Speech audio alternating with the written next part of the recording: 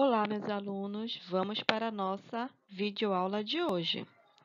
Hoje nós vamos trabalhar história com o assunto a contagem do tempo. Então vamos lá, prestem atenção, leiam comigo, tá?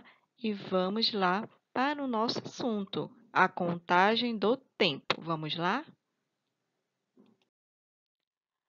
Vamos lá, acompanhe a leitura, tá ok?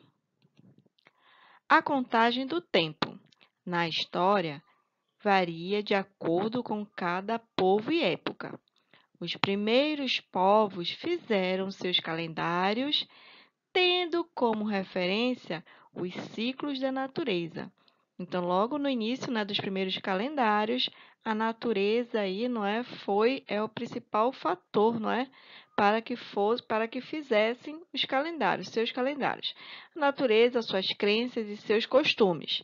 Então, aí outros fatores, né, a sua crença, né, os seus costumes também influenciaram, tá, para que pudessem fazer seus calendários. Por isso, nem todos os países seguem o mesmo calendário. Desde a antiguidade, quando começou a praticar a agricultura, o homem sentiu a necessidade de marcar as diferentes épocas do ano e organizá-las em calendários pelo tempo histórico. Assim, ele se orientava para a época do plantio e da colheita, a época das festas, das cerimônias religiosas e etc.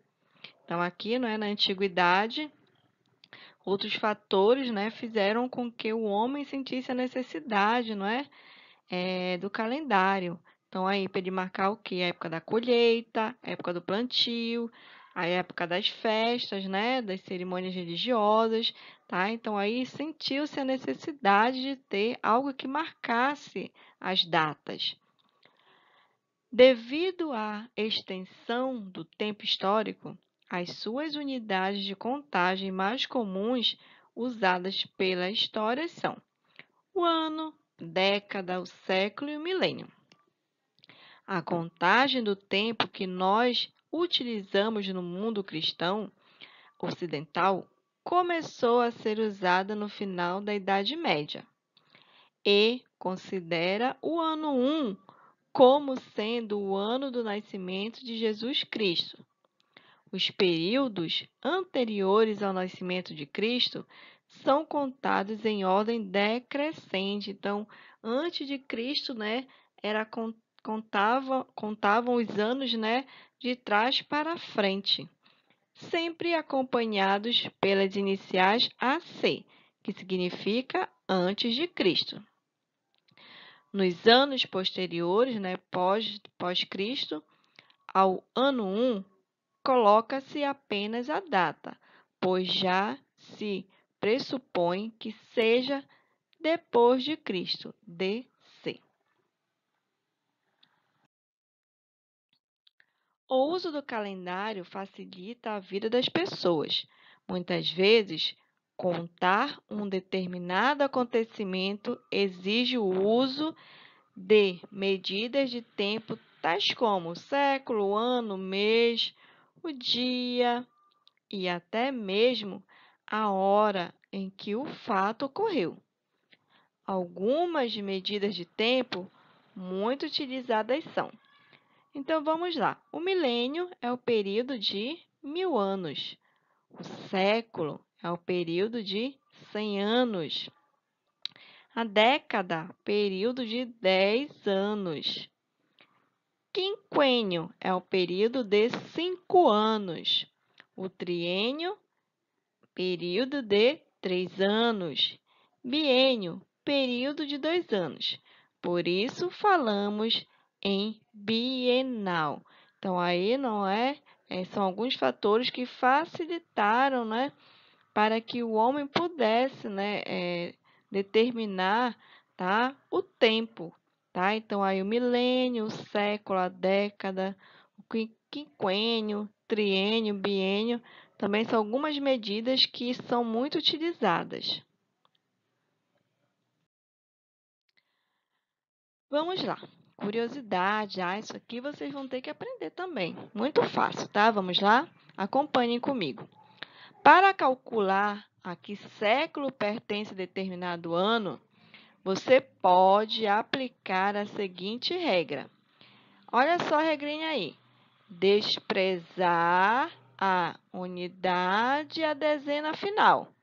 Então, aqui, olha aqui, eu tenho o ano de 1830. Eu vou desprezar quem? A unidade e a dezena. Sobrou quem? O 18. Olha só, o 18. E quem sobrar, olha só, acrescentar 1, tá? Ao número que sobrou. Então, quem sobrou foi o 18, com mais um, 19. Então, aqui, 1830 foi o século 19. O ano de 1998, mesma coisa, vou desprezar a unidade e a dezena. Quem sobrou foi o 19. Então, o 19 que sobrou vai ser somado com mais um, que é 20. Então, no ano de 1998, foi o século 20. Ano de 2001, mesma coisa, né? Vamos desprezar a unidade e a dezena. Ficamos com o número 20. Quem sobrou foi o 20, nós vamos somar com mais um, que deu o número 21. Então, aqui o 21, o ano de 2001, né? Faz parte do século 21, tá? Bem fácil de aprender, né? Para você saber qual século que se encontrava o ano. Observação.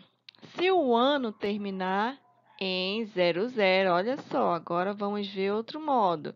Se terminar em 00, tá? Basta repetir o número que sobrou.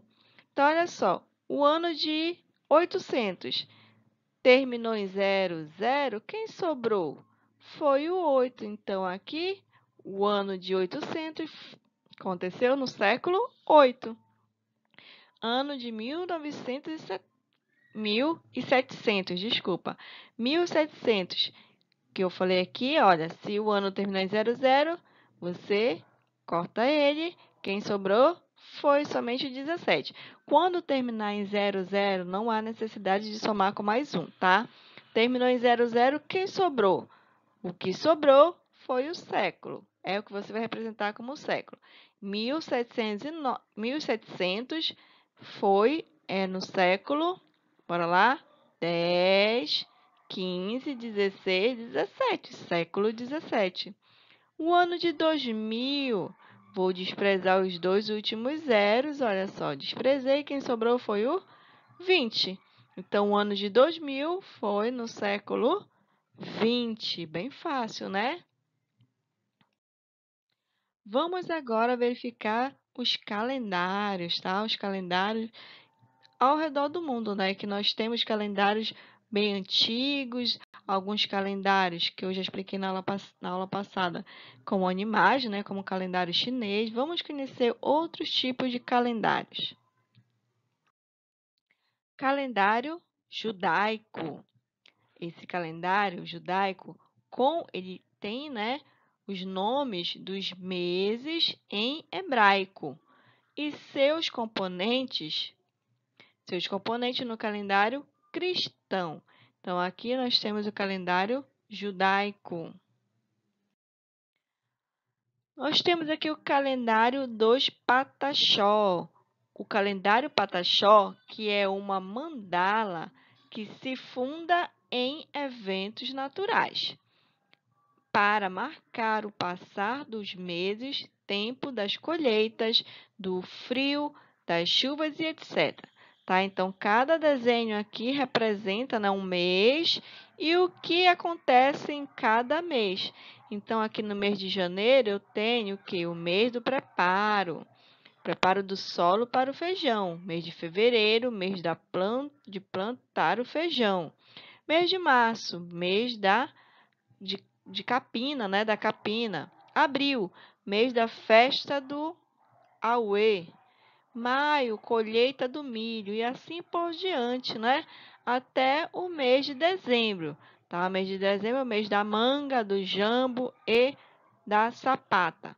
Então, aqui, não é, esse calendário Pataxó, onde cada mês representa, né, o que vai acontecer naquele mês, tá? Então aí é o modo desse calendário, né, do povo Pataxó.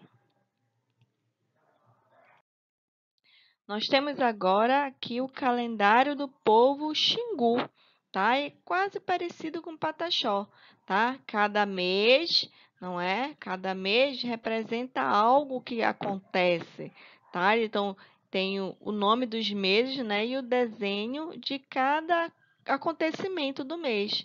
Aqui um exemplo: mês de janeiro é o mês de chuvas e épocas das cheias dos rios. Mês de fevereiro, época de colher o milho. Março, festa do Cuarupi. Abril, época de derrubada da mata para o plantio. E assim por diante, tá? Então, aqui vocês conheceram, né, outros tipos de calendário que nós já vimos da aula passada também, tá? Aqui nós incluímos o calendário Pataxó e o calendário do povo Xingu, tá? Então, aqui nós vamos finalizando a nossa videoaula de história, tá bom, meus amores? Beijinhos para vocês e até nossa próxima videoaula. Tchau!